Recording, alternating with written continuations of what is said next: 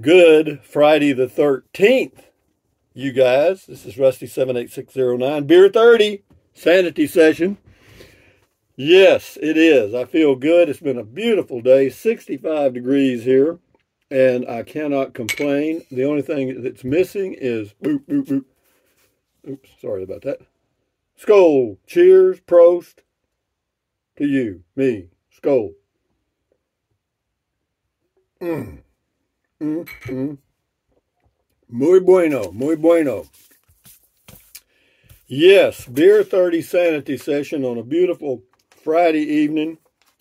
Friday the 13th, that's kind of a superstitious day, you know what I mean?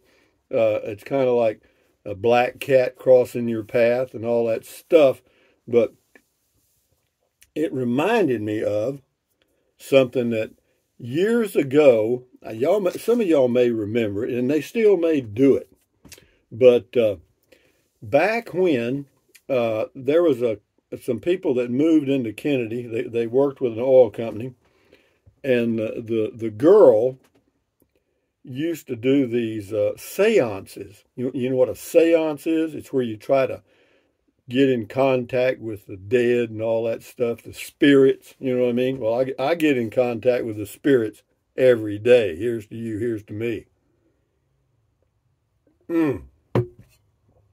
Anyway.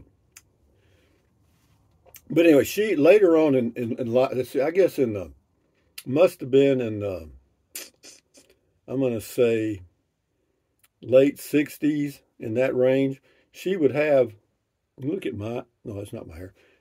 But sometimes it fizzes up because the humidity is like 10% or something. Anyway, but she would have people over, like 2 or 3 couples over to her house for what are called seances. And then she would have what was called, it was called a Ouija board. Hey, Google, what is a Ouija board? Here's the definition of Ouija board, trademark in U.S. A board printed with letters, numbers, and other signs, to which a planchette or movable indicator points, supposedly in answer to questions from people at a seance. Correct.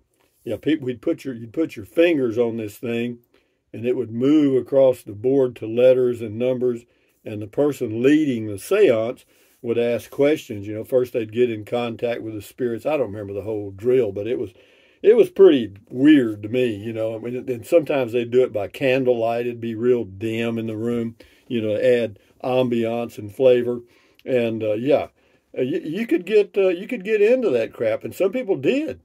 I mean, some people really kind of believe that shit was real, And who knows? I ain't saying it ain't. I'm just saying that if you can spell Ouija, it's it's Ouija, and it's pronounced Ouija, I think, or Ouija, or something like that. But yeah, that's the Ouija board stuff. But also, every now and then we'd get a carnival or whatever come through our little town in Kennedy, Texas, and there would be a fortune teller. You'd go in this little tent-like thing, and there'd be this weird-looking tattooed woman, and she was a fortune teller. And it's amazing, the power of suggestions. I never had my fortune read or told or whatever, but other guys did, because it cost a little money.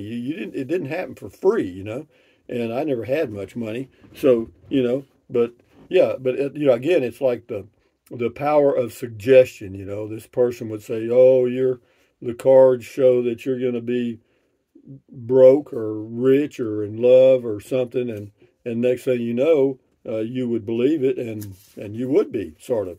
But anyway, then we'll move along from that. That was back in Kennedy, Texas. Ouija, but Ouija boards, I think they may still do that. I don't know. Maybe some of you own one. But yeah, you got to get the room dark. That adds the whole flavor. And this is another thing I thought of. When I grew up in Kennedy on a farm out in the middle of nowhere, we had that old black dirt, and when it rained, it would get really muddy. I mean, really muddy.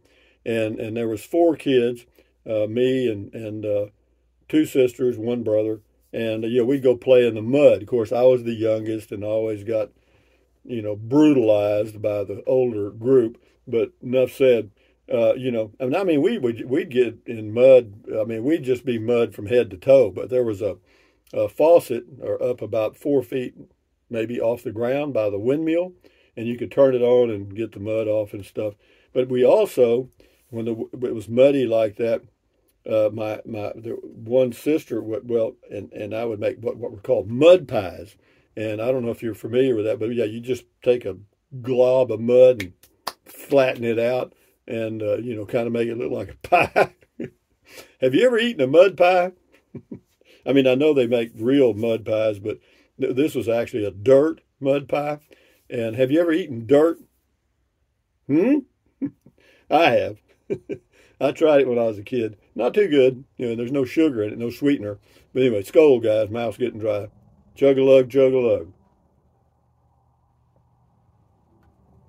But can you imagine a kid today walking in the house with a mud pie and taking a bite out of it? What would they do? They'd rush him to the emergency room and probably pump his stomach. You know what I mean? And of course, I didn't have that done, but no, we lived okay. And but here's something else, and this is interesting to me, and I recalled it for some reason yesterday evening.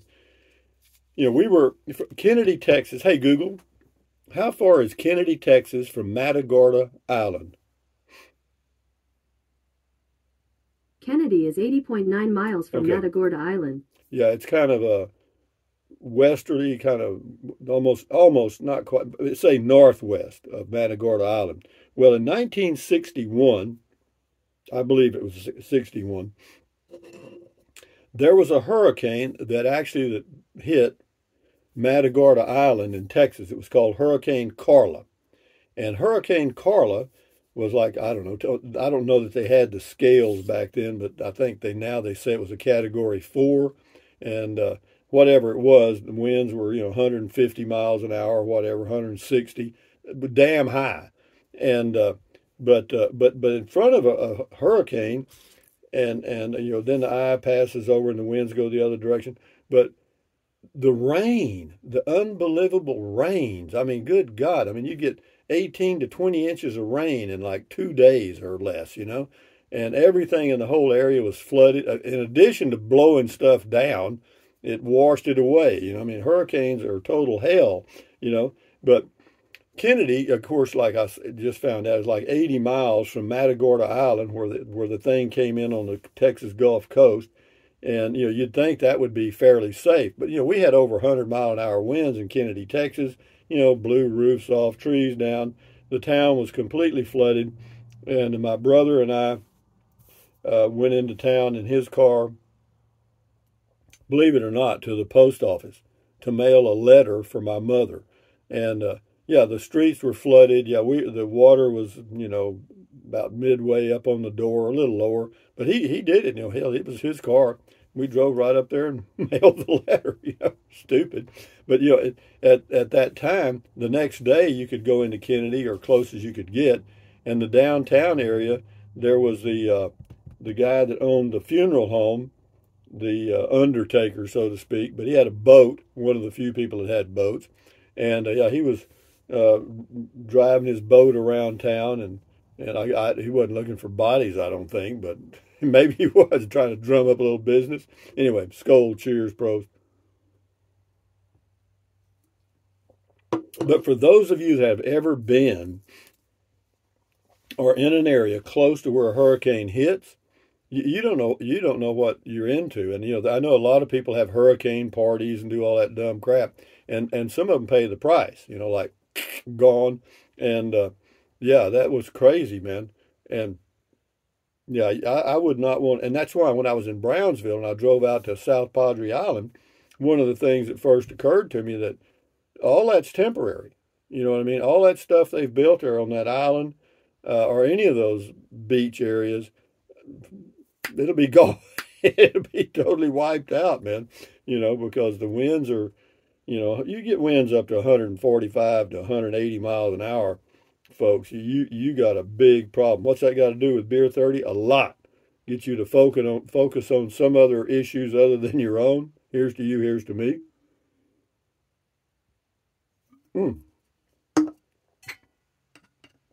That beer only had about that much in it. But this is one left over from last night too. And this was the one I was drinking when I was out for my Beer 30 walk.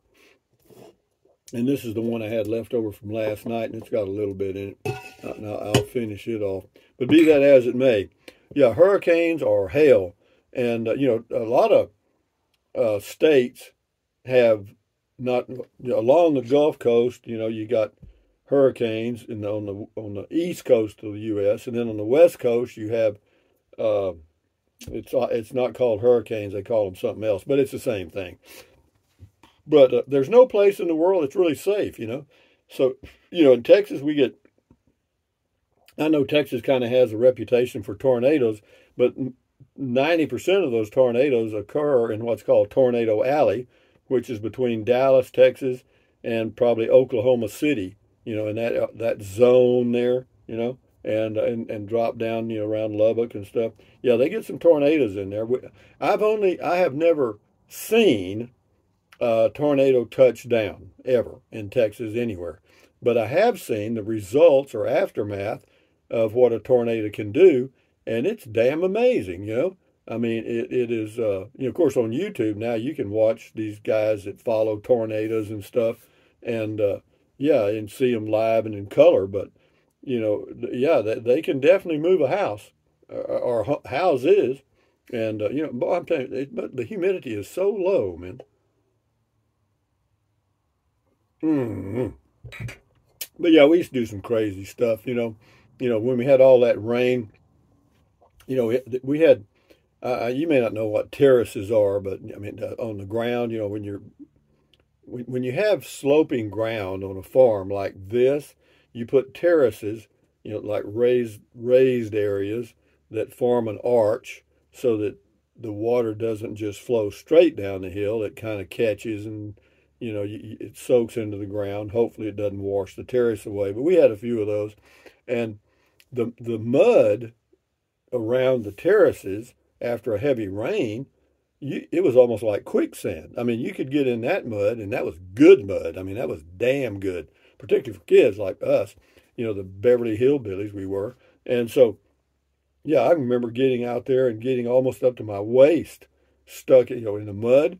And I thought that was so neat, man. I don't know why. It was just something to do, kids on a farm, you know, they may not be too damn sharp, but they're having fun. They only got 3 teeth, but they're having a hell of a good time, you know. And yeah, that was kind of us. And what else can I think about to tell you about anything? Well, let's see. What did I do today? Well, today I'll tell you what I did. I went to the library. Isn't this exciting? Stay awake there, guys. Wake up, wake up. You're supposed to be listening.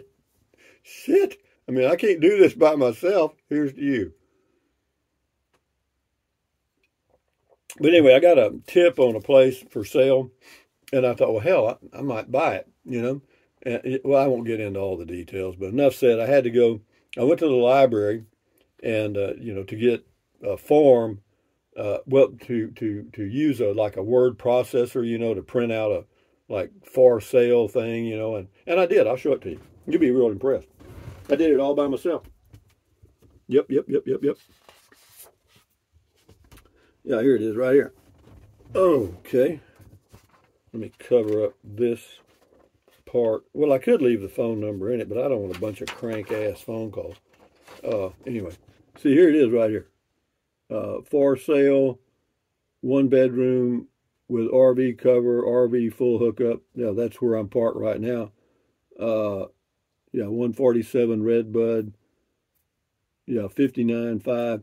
And you know, I might finance some of that. You know, that's something new. You know, I mean, owner financing possible. Yeah, and the reason I'm doing it is it looks like you know, I had a plan. That was part of my plan that I never mentioned to y'all, but it looks like it's going to work out.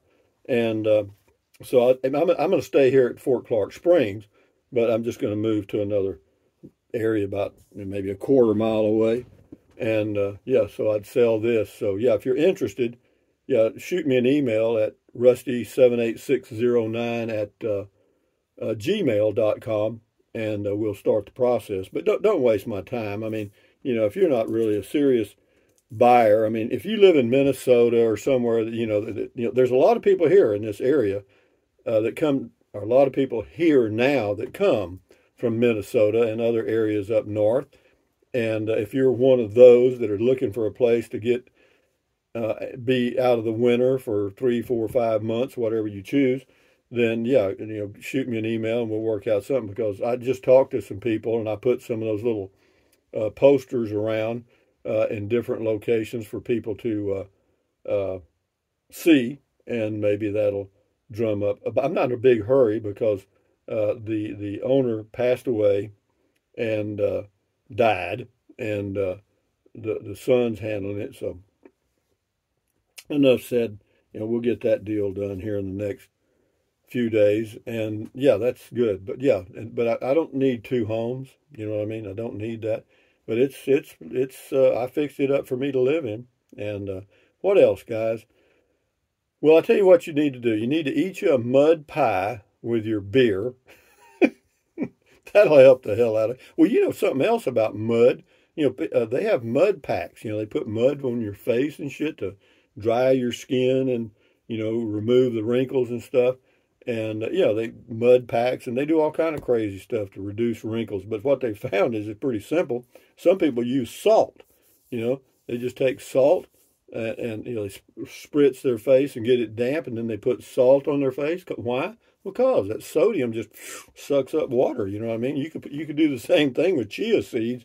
You'd look kind of dumb. I mean, spritz your face, and then take a layer of chia seeds and pack them on there, and then go grocery shopping. It'll look like you've got terminal blackheads. You know what I mean? They took over. Anyway, enough said, guys. Remain sane. That's what this is all about. Kind of get you focused on something besides issues that are driving you nuts. And anyway, it's Friday night, Friday the 13th. Go do a seance or whatever you want to do, and connect with the people that have passed before us. You know what I mean? But anyway, thumbs up. Carpe diem. Adios. Bye-bye. Buy anything you want. Use the Amazon link. Drink plenty of whatever you choose. Drink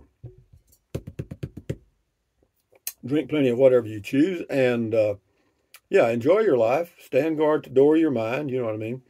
Accentuate the positive. You got that drill. And enjoy your weekend, man. We'll keep this thing going one day at a time. One day at a time. Guys, I can't believe y'all watch this crap. Anyway, enough said. Enjoy your weekend, guys. Adios. Carry on. Bye-bye.